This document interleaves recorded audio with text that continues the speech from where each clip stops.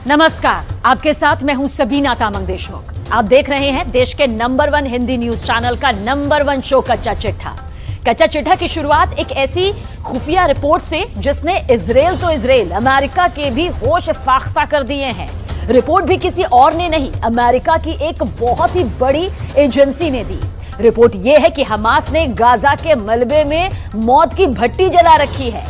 एक ऐसी भट्टी जहां इजराइल के जितने भी सैनिक जाएंगे जान से हाथ धो बैठेंगे, ये यकीनन यहां पर तय माना जा रहा है। हमास के आखिर ये किस किलर जोन की बात हम यहां पर कर रहे हैं, आखिर वो किलर जोन है क्या, इसे जान लेना बेहद जरूरी है क्योंकि ये किलर जोन बहुत ही जानलेवा है।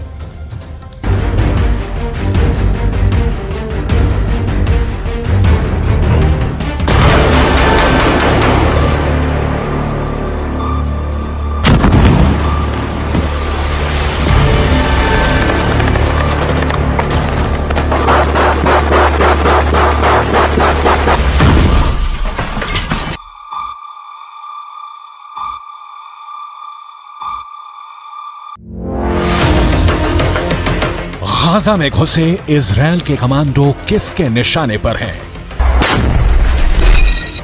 इनके एक एक मूवमेंट पर उनकी नजर है।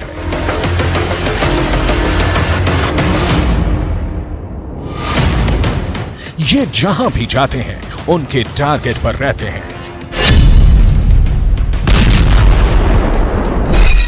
ये यहां जो कुछ करते हैं उनकी मर्जी से करते हैं। दिन के 24 घंटे, घंटे के 60 मिनट और मिनट के 60 सेकंड ये उनके निशाने पर हैं।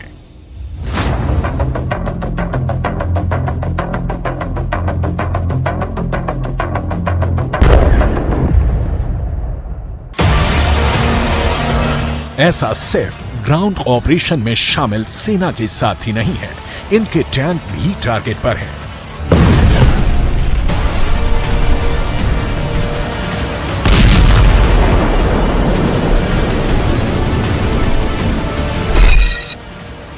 गाजा में घुसे एक एक टैंक की हलचल उनके इशारे पर हो रही है। ये इजराइल के दोस्त नहीं, उनके जानी दुश्मन हैं। अब सवाल है कि अगर ये दुश्मन है तो गोली क्यों नहीं चला रहे हैं, इनको मौत के घाट क्यों नहीं उतार रहे, आखिर इनको अपने इलाके में और अंदर तक क्यों आने दे रहे हैं? जवाब है, हमास ने गाजा में मौत का जाल बिछा रखा है। ये जाल हवाई हमले में बर्बाद हुई इमारतों के मलबे में बनाया गया है। दावा है कि इस मलबे में ही हमास ने इजराइल के सैनिकों के लिए किल जोन बना रखा है। किल जोन भी ऐसा पहले कभी नहीं देखा जैसा, एक ऐसा किल जोन जहां जो आएगा मारा जाएगा। दावा है कि इस जाल की तरफ बढ़ते इजरायली सैनिकों के एक एक कदम मौत के और करीब ला रहे हैं, क्योंकि इस किल जोन में हमास ने सैकड़ों स्नाइपर छिपा रखे हैं।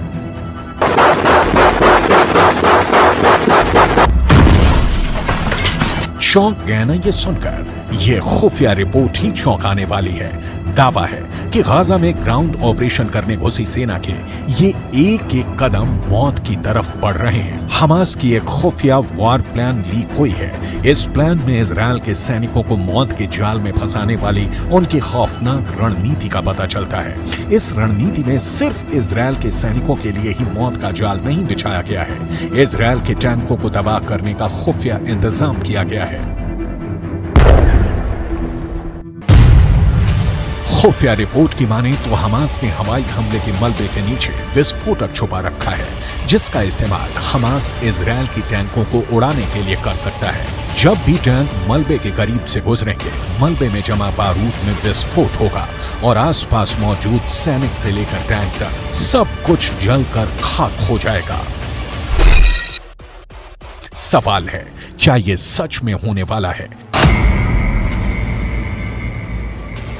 अगर होने वाला है तो कब होने वाला है, कैसे होने वाला है? अमेरिकन एंटरप्राइज इंस्टीट्यूट के विश्लेषकों की माने तो इजराइल के हवाई हमले ही उनकी जान के दुश्मन बनने वाले हैं। इजराइल गाजा में जहां जहां भी बम गिरा रहा है वहां हमास मौत का कुआं खोद रहा है। इजराइल जिस भी इमारत को तबाह कर रहा है उसे हमास किल जोन में बदलता जा रहा है। एक ऐसा किल जोन जहां कदम रखते ही इजरायली सैनिकों को कोई भी नहीं बचा पाएगा। अमेरिकन एंटरप्राइज इंस्टीट्यूट की रिपोर्ट बताती है कि आईडीएफ के सैनिकों पर हमला करने से पहले हमास छुपने के लिए भूमिगत सुरंगों के साथ साथ मलबे के ढेर का इस्तेमाल कर सकता है। अमेरिकन एंटरप्राइज इंस्टीट्यूट के विशेषज्ञों ने चेतावनी दी है कि जमीन पर मौजूद इजरायली सैनिकों को हमास अपने किल जोन में खींच रहा है। अमेरिकन एंटरप्राइज इंस्टीट्यूट की रिपोर्ट बताती है कि आईडीएफ के सैनिकों पर हमला करने से पहले हमास छुपने के लिए भूमिगत सुरंगों के साथ साथ मलबे के ढेर का इस्तेमाल कर सकता है। अमेरिकन एंटरप्राइज इंस्टीट्यूट के विशेषज्ञों ने चेतावनी दी है कि जमीन पर मौजूद इजरायली सैनिकों को हमास अपने किल जोन में खींच रहा है।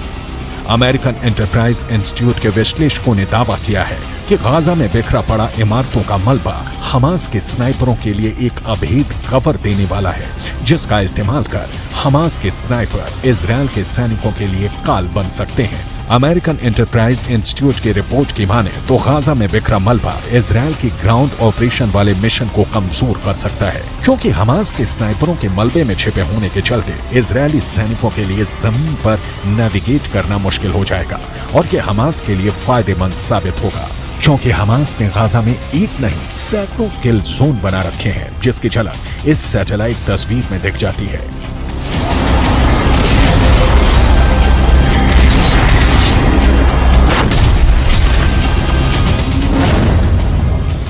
सीमा पर मौजूद दीवार को पार कर इजरायल की सेना जैसे जैसे गाजा में अंदर दाखिल हो रही है वो हमास के बनाए किल जोन के और करीब पहुंचती जा रही है।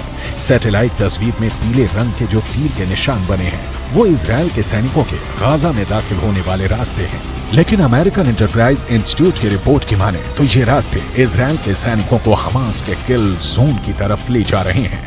किल जोन नंबर 1, किल जोन नंबर 2, किल जोन नंबर 3, किल जोन नंबर 4, किल जोन नंबर 5, किल जोन नंबर 6, किल जोन नंबर 7, किल जोन नंबर 8, किल जोन नंबर 9, किल जोन नंबर 10, किल जोन नंबर 11, किल जोन नंबर 12, किल जोन नंबर 13, किल जोन नंबर 14, किल जोन नंबर 15।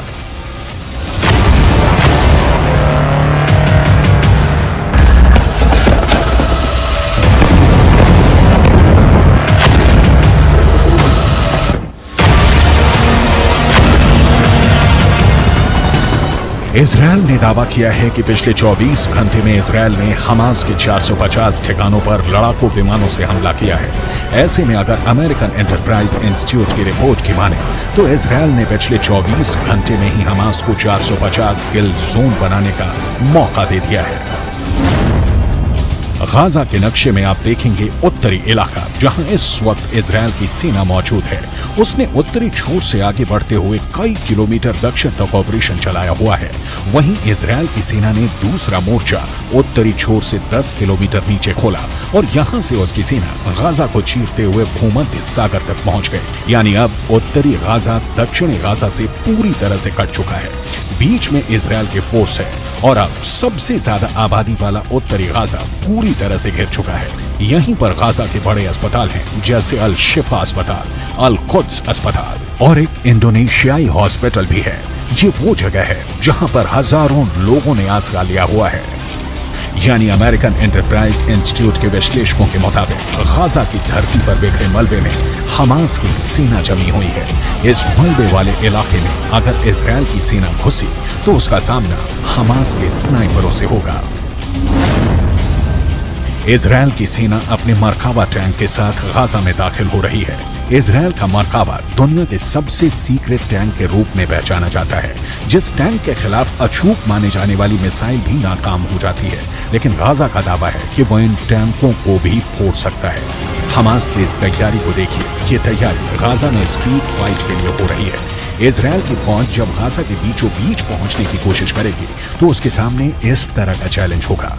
गाजा में Hamas के लड़ाके मुकाबला करने को तैयार मिलेंगे। Hamas के स्नाइपरों का सबसे बड़ा मददगार हमास के हथियार बनने वाले हैं। उसका गोरिल्ला युद्ध कौशल रहने वाला है।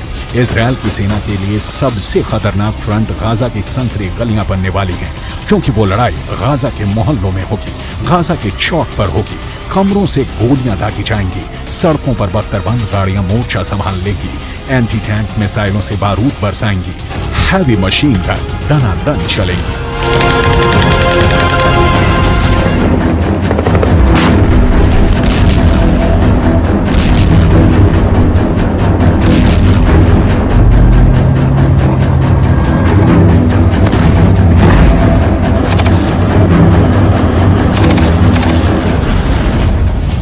सबसे असरदार हथियार हमास के पास एंटी टैंक मिसाइल है। ये मिसाइलें मरकावा पर मौत बनकर बरसेंगी और मरकावा धुआं धुआं हो जाएगा। अगर यह हमला गोरिल्ला वॉर के तौर पर हुआ तो गाजा में भी यूक्रेन के मारियोपोल जैसी तस्वीर देखने को मिल सकती है। गाजा की इमारतों में स्नाइपर छुपे हैं। गाजा की इमारतों के मलबे में मौजूद ये स्नाइपर इजराइल के सैनिकों के लिए यमराज साबित हो सकते हैं। गाजा की जो सबसे नई तस्वीरें सामने आ रही हैं, उससे साफ जाहिर है कि गाजा का ज्यादातर हिस्सा खंडहर में तब्दील हो चुका है। लेकिन खुफिया रिपोर्ट की माने तो इसी खंडहर में इजराइल की सेना को खंड खंड करने का खतरनाक प्लान तैयार है।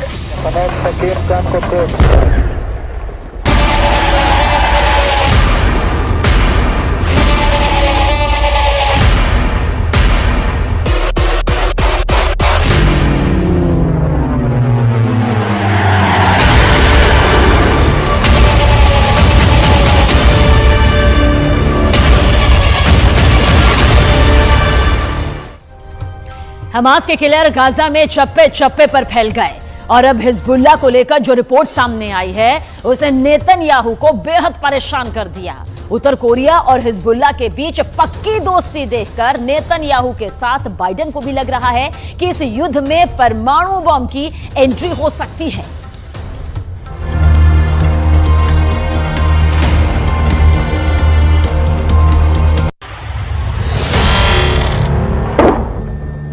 हिजबुल्लाह का सबसे नया वीडियो। लेबनान इजराइल बॉर्डर पर एक पोस्ट के पास सफेद रंग का ट्रक जा रहा है। तभी होता है एंटी टैंक मिसाइल से हमला। इस हमले में ट्रक पूरी तरह जलने लगता है।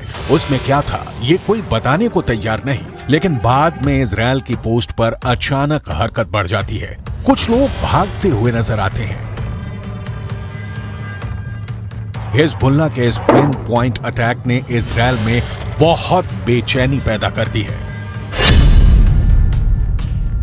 क्या हिजबुल्लाह उत्तरी इजराइल पर चढ़ाई करने वाला है? क्या हिजबुल्लाह सिर्फ इस बात का इंतजार कर रहा है कि गाजा में जैसे ही इजराइल की फौज फंसेगी वो उत्तरी बॉर्डर पर युद्ध शुरू कर देगा?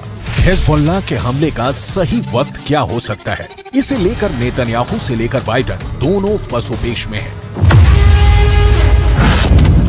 हिजबुल्लाह ने लेबनान इजराइल बॉर्डर पर कई हमले करके साबित कर दिया है कि इजराइल की उत्तरी सीमा अब सुरक्षित नहीं बची है। अगर गाजा पर ग्राउंड ऑपरेशन शुरू होने के बाद हमास, हूथी और हिजबुल्लाह ने एक साथ इजराइल पर हमला किया तो इनको एक साथ रोकना इजराइल के लिए बहुत बड़ा चैलेंज बन जाएगा। और तब अमेरिका की मदद के बिना हालात ऐसे बन सकते हैं कि ये तीनों फोर्स इजराइल की सेना को रौंद कर आगे बढ़ जाए।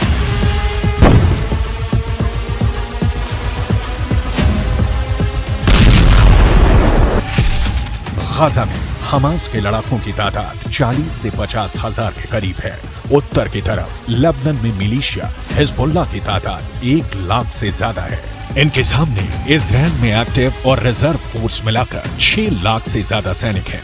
ये आंकड़े बताते हैं कि इजराइल के पास 4 गुना ताकत है।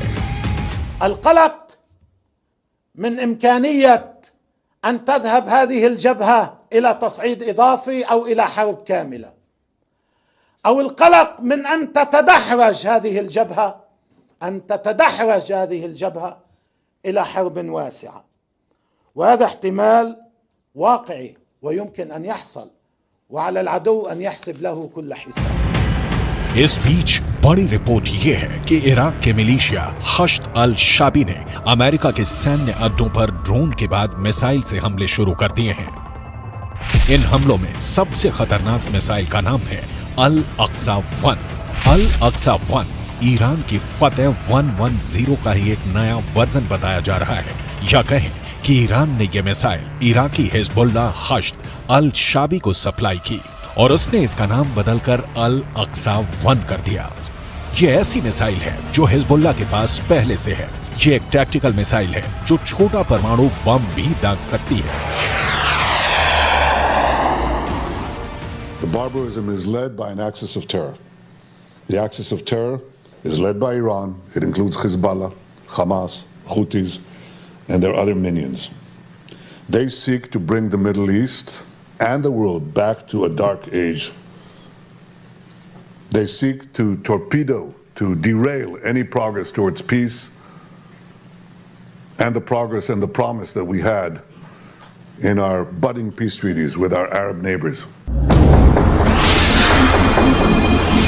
इसीलिए इस बैलिस्टिक मिसाइल को लेकर अब सबसे बड़ा सवाल पूछा जा रहा है कि क्या हिजबुल्लाह के पास टैक्टिकल हमले के लिए परमाणु बम भी हो सकता है, ऐसा परमाणु बम जिससे कम दायरे में बड़ी तबाही मचाई जा सके। क्या हिजबुल्लाह के चीफ हसन नसरल्लाह ने यह परमाणु सीक्रेट अभी तक छुपा कर रखा हुआ है? 2006 में अमेरिकी कांग्रेस को दी गई एक रिपोर्ट में कहा गया था कि लेबनान के मिलिशिया हिजबुल्लाह के उत्तर कोरिया से गहरे संबंध हैं। उत्तर कोरिया हिजबुल्लाह को हथियार भी देता रहा है। इसमें रॉकेट और मिसाइल से लेकर बम और गोले भी हैं। उत्तर कोरिया के लीडर किम जोंग उन को हिजबुल्लाह का बहुत बड़ा फैन कहा जाता है। उत्तर कोरिया ने फिलिस्तीन का भी हमेशा समर्थन किया है और अब दक्षिण कोरिया से ऐसी रिपोर्ट आ रही है कि जो रॉकेट हमास और हिजबुल्लाह इस्तेमाल कर रहे हैं उन पर मेड इन उत्तर कोरिया वाली छाप लगी हुई है। इनका लॉन्चिंग सिस्टम 2014 में ही उत्तर कोरिया से सप्लाई किया गया था। ऐसे रॉकेट हमास को भी मिले, हिजबुल्लाह को भी दिए गए। इसमें 122 मिलीमीटर का कात्यूशा रॉकेट भी है, जिससे हिजबुल्लाह ने उत्तरी इजराइल पर हमले तेज किए हैं। सवाल है, हिजबुल्लाह और किम जोंग उन का याराना डेंजर मार्क के ऊपर जा चुका है और क्या इसमें कोई परमाणु सीक्रेट भी छुपा हुआ है?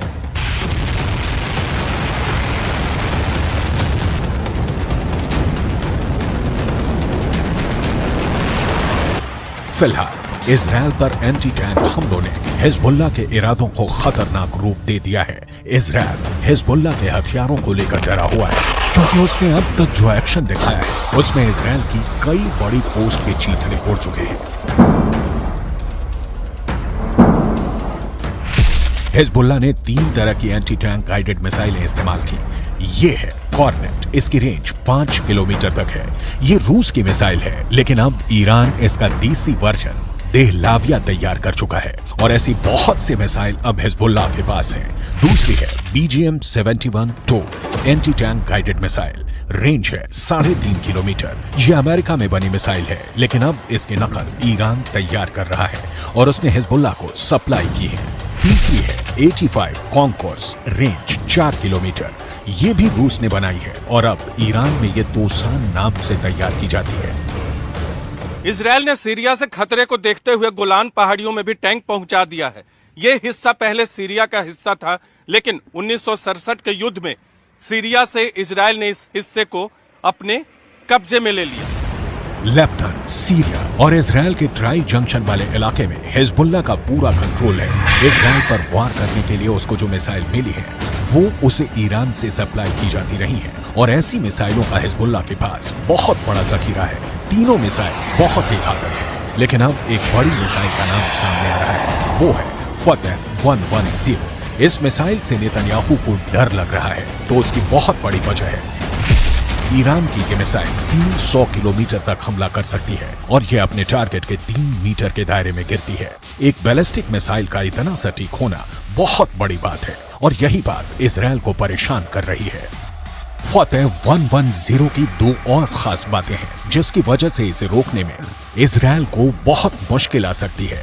ये सॉलिड फ्यूल वाली मिसाइल है, ये कम वक्त में लॉन्च के लिए तैयार की जा सकती है और ये रोड मोबाइल है, यानी इसे कहीं से भी लॉन्च किया जा सकता है और फिर अपना ठिकाना बदलना बहुत आसान है। ما يجري على جبهتنا مهم جدا ومؤثر جدا. قد يبدو للبعض الذي يتوقع أو يطالب أن يدخل حزب الله سريعا في حرب شاملة وكاملة مع العدو، قد يبدو ما يجري على الحدود متواضع. इजराइल के लिए इससे भी बड़ा खौफ क्या है, वो बहुत ध्यान से समझिएगा। बाइडेन से लेकर नेतन्याहू को भी पता है कि फतेह 110 मिसाइल को रोकना बहुत मुश्किल है, क्योंकि अमेरिका भी इस मिसाइल को रोकने में पूरी तरह फेल रहा है। अमेरिका को हमले की जानकारी तो मिल गई थी, इसीलिए उसके सैनिक आसपास अंडरग्राउंड हो गए थे। तब ईरान ने फतेह मिसाइल का ही एक पुराना वर्जन इस्तेमाल किया था और अमेरिका के एयर डिफेंस सिस्टम इस मिसाइल को रोकने में नाकाम रहे थे। ईरान ने ऐसी करीब 20 मिसाइलें दागी थी। ये जहां गिरी वहां ऐसे ऐसे गड्ढे बने और 100 से ज्यादा अमेरिकी सैनिकों को धमाकों से गहरा सदमा पहुंचा था। देखा जाए तो इस वक्त पूरे पश्चिम एशिया में युद्ध की चिंगारी पहुंच चुकी है। इजराइल से लेकर गाजा तक, गाजा से निकली आग लेबनान तक पहुंच चुकी है। चिंगारी सीरिया और ईरान में भी नजर आ रही है और अब उत्तर कोरिया से मिले हथियार बड़ा खतरा बनते दिखाई दे रहे हैं। If they go strong, if they're not defeated, they will derail this process. They will imperil the entire Middle East. If the Middle East falls to the axis of terror, Europe will be next, and no one will be safe. This is not a local battle. This is a global battle. The paramount need is to defeat this axis. That battle is now being waged by us against Hamas in Gaza. There is no substitute for victory.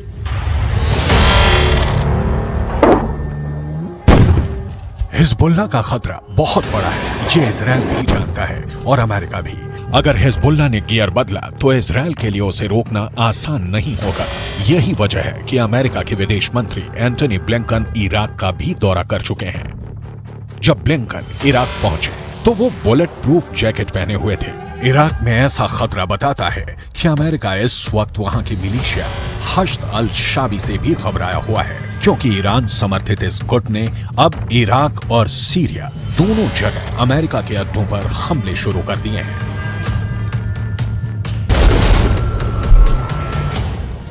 जब Hezbollah और Hamas का double खतरा खड़ा हो गया है तो Biden ने एक बहुत ही खतरनाक बम इजराइल भेजने का फैसला कर लिया।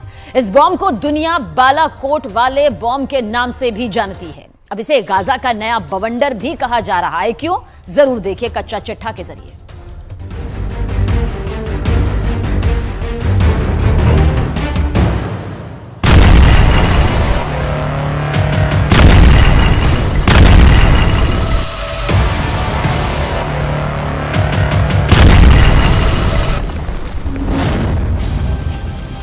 हमास का सफाया करने के लिए इजराइल अब वही बम इस्तेमाल करेगा जो भारत ने पाकिस्तान के खिलाफ बालाकोट में किया था। ये ऐसा बम है जिसे जहां ऑर्डर मिलता है तो बस वहीं गिरता है। ये दुश्मन को चुन चुन कर मारता है और अब इजराइल इसी बम से हमास को खत्म करना चाहता है। स्पाइस बम एक तरह की किट होती है जो बम को एक ग्लाइड करने में मदद करती है और फिर सैटेलाइट की मदद से ये उसी ठिकाने पर गिरता है जहां इसे टारगेट मिलता है। ये इजराइल की बनाई गई टेक्नोलॉजी है जिसका उत्पादन अब अमेरिका में हो रहा है। यही वजह है कि अमेरिका ने अब 2,500 करोड़ रुपए का हथियार पैकेज इजराइल को डिलीवर करने का फैसला किया है। स्पाइस टेक्नोलॉजी से बम को रफ्तार मिलती है, बम को रेंज मिलती है, बम की तबाही सटीक जगह पर होती है। इस बम को 60 से 70 किलोमीटर दूर से लॉन्च किया जाता है। यह बम इजराइल की हथियार तकनीक की पहचान माना जाता है और अमेरिका में उत्पादन करने के बाद यह हथियार वापस इजराइल को मिलने जा रहा है। स्पाइस तकनीक के 4 वेरिएंट हैं। पहला स्पाइस 1000, दूसरा स्पाइस 2000, यही बम भारत ने इजराइल से खरीदा था। तीसरा स्पाइस 250, चौथा और सबसे नया वेरिएंट है स्पाइस 250ER यानी एक्सटेंडेड रेंज, यानी ज्यादा रेंज। गाजा पर बमबारी के लिए इजराइल को अमेरिका से जो पैकेज मिल रहा है उसके कई मायने हैं। एक ये भी बात है कि क्या इजराइल के बम कम पड़ने लगे हैं? क्या 25,000 टन से गाजा को समतल करने के बाद इजराइल के बम का गोदाम खाली हो चुका है? इस वक्त गाजा पर बमबारी जारी रखने के लिए अमेरिका इजराइल की लाइफलाइन बनकर आया है। उसके 2 समुद्री बेड़े इजराइल के आसपास ही तैनात हैं ताकि युद्ध का दायरा अगर बढ़ता है तो इजराइल को कवर फायर दिया जा सके। ये दोनों समुद्री बेड़े परमाणु बम से लैस हैं, इसलिए डर ये भी सता रहा है कि अगर हमास का खात्मा नहीं हुआ और इजराइल के दुश्मनों ने उस पर चौतरफा हमला किया तो क्या परमाणु बम एक्टिव हो सकता है? इजराइल के दोस्त अमेरिका ने समंदर में अपनी घातक परमाणु पनडुब्बी ओहायो भी तैनात कर दी है, जिसके टारगेट पर साफ तौर पर ईरान है। मतलब हमास और ईरान के खिलाफ अमेरिका ने अपना परमाणु प्लान एक्टिवेट कर दिया है। परमाणु हमले की आशंका इसलिए भी जताई गई क्योंकि इजराइल के एक मंत्री गाजा पर एटम बम गिराने की हुंकार भर चुके हैं।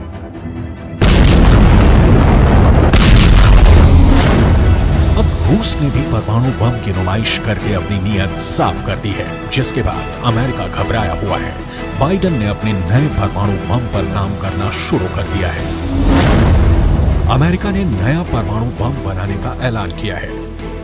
अमेरिका का ये नया न्यूक्लियर ग्रेविटी बम होगा। अमेरिका के नए परमाणु बम का नाम B6113 होगा। नागासाकी पर गिराए बम से 14 गुना बड़ा होगा यह बम।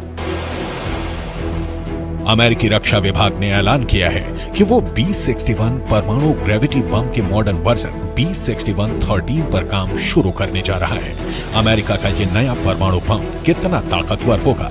सवाल है कि क्या अमेरिका रूस के जार बम से भी बड़ा और अधिक शक्तिशाली परमाणु बम बना सकता है? क्योंकि विदेशी मीडिया की माने तो पुतिन ने जार बम की ये प्रदर्शनी अमेरिका को चिढ़ाने के लिए ही रखी है।